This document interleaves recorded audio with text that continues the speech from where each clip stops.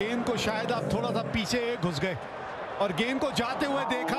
गेंद थोड़ा सा अंत में जो उछली उसी की वजह से वो गेंद जब लगी वो बेल गिर गई, नहीं तो সিরাজের এই আউটটা যেমন হতাশাজনক ছিল তেমনি কিন্তু হতাশাজনক ছিল ভারতের ব্যাটিং। চতুর্থ ইনিংসে ভারতের ব্যাটিং এতটাই বাজে ছিল, তারা 192 রান চেস করতে পারে নাই এবং 100 আগেই কিন্তু তাদের 7 উইকেট পড়ে গেছিল এবং পরবর্তীতে এসে জাসপ্রীত বুমরা এবং মোহাম্মদ সিরাজ যেভাবে ডিফেন্স খেলেছেন এবং জাডেজাকে সঙ্গ দিয়েছেন, এর জন্যই মূলত কিন্তু ভারত এতটুকু যেতে পেরেছে, 160+ রান করতে পেরেছে।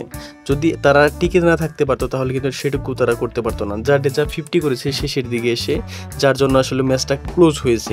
তা নয়তো কিন্তু ক্লোজও হইতো না, কারণ ভারতের পরবর্তীতে যে পঞ্চম দিনে তারা ব্যাটিং করতে নামে, ব্যাটিং করতে প্রথমেই কিন্তু দ্রুত 3টা উইকেট চলে যায় এবং তাদের হাতে ছিল 5 জন ব্যাটসম্যান। 5 জন ব্যাটসম্যানের 4 জন ব্যাটসম্যানই কিচ্ছু করতে পারে নাই, তারা চলে যায়। একমাত্র জাডেজা ছিলেন যিনি কিনা 50 করেছেন এবং জাডেজাকে সঙ্গ দিয়েছেন জাসপ্রীত বুমরা এবং মোহাম্মদ সিরাজ, যারা বোলিং মোটামুটি তারা ব্যাটিং করতেই পারে না, তারা কিন্তু 84টি বল ডিফেন্ড করেছেন এবং জাডেজাকে সুযোগ দিয়েছেন ম্যাচটা জয় করার। শেষ পর্যন্ত বুমরা মানে অনেকক্ষণ টিকে থাকার পর, প্রায় ঘন্টা দেড়েক টিকে থাকার পর আউট হয়ে যায়। কিন্তু পরবর্তীতে যখন সিরাজ নামে তখন মনে হচ্ছিল ম্যাচটা এখনই শেষ হয়ে যাবে, কিন্তু সিরাজও কিন্তু আসলে ভরসার প্রতিদান দিয়েছেন, জাডেজাকে সঙ্গ দিয়েছেন ভালো মতো।